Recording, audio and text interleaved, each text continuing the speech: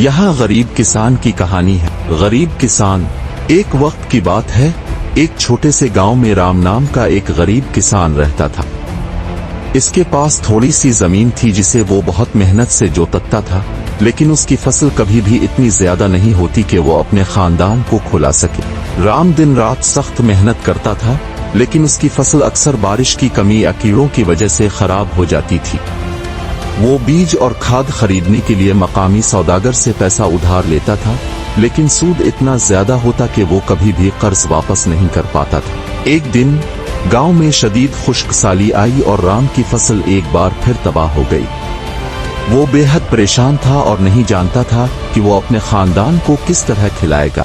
जब वो अपने खेतों में बैठा बेउम्मीद हो रहा था, एक बूढ़ा हकीम आदमी उसके पास आया और कहा, राम, तुम एक मेहनती किसान हो, लेकिन तुम अपने वसाइल को समझदारी से इस्तेमाल नहीं कर रहे हो।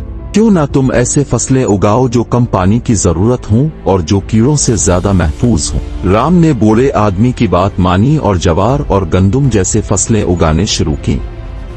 उसने कुदरती खाद और कीड़ों से बचाव के तरीके इस्तेमाल किए।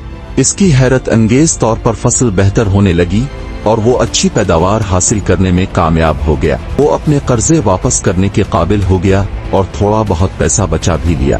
राम की कामयाबी ने गांव के दूसरे किसानों को भी इसी तरीकाकार को अपनाने की तरगीब दी और जल्द ही पूरा गांव खुशहाल हो गया।